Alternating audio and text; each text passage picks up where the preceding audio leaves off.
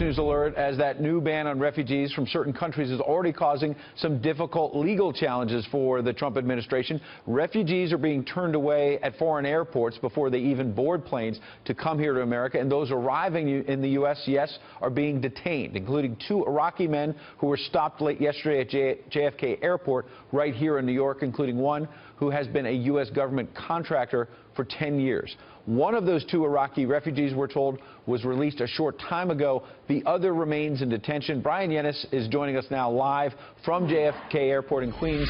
And it's interesting, Brian, because Congressman Jerry Nadler's there. We're going to talk to him later this hour, a Democratic congressman jumping on this issue.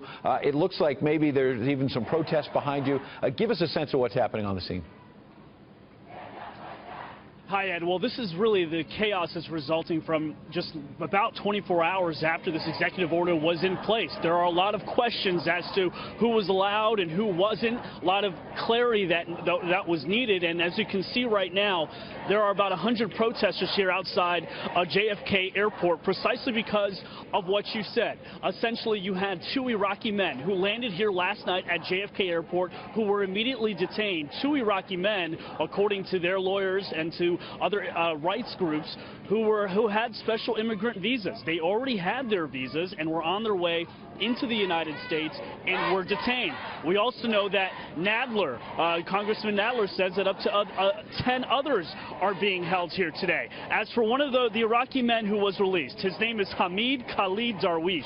He is 53 years old. He was an interpreter, an engineer, a contractor for the U.S. military in Iraq from 2003 to 2013. He was released this morning after the ACLU and other groups filed a federal lawsuit in court today.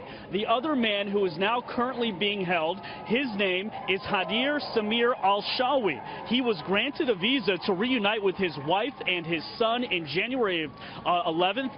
His wife and his son have been in this country since 2014. And again, the Congressman Nadler says there are 10 others that are being held right now here at JFK. And we have sound now of Darwish, who was released just a few moments ago. This is the soul of the America. Now this is what pushed me to leave my country and come here. And I'm very, very thankful to all the people who come to support me. Thank you very much. And always, when we are kids till now, we know America is the land of freedom. When asked, he says that he likes Donald Trump, but he's not sure of this policy. That's what Darwish said to the press. Now, let's take a look right now at Trump's executive order. Under that executive order, there is a 3-month immigration ban from 7 Muslim nations. That's everybody. That includes those with green cards, and that is why immigration rights groups and other groups are asking that people do not leave the country at this time. There's also a temporary 4-month refugee ban, an indefinite ban of all Syrian refugees. And after all of this, refugees allowed into the U.S. will be cut from 110,000 allowed annually to 50,000. So that's what's happening right now. What you're seeing right now is activists and groups who are wondering what's next. You've got people with green cards and visas who are being detained or being told at their airports in other nations they can't board flights. And this is why they're out here. Ed? Brian Yennis all over the story with that new information about maybe 10 more refugees being detained at JFK.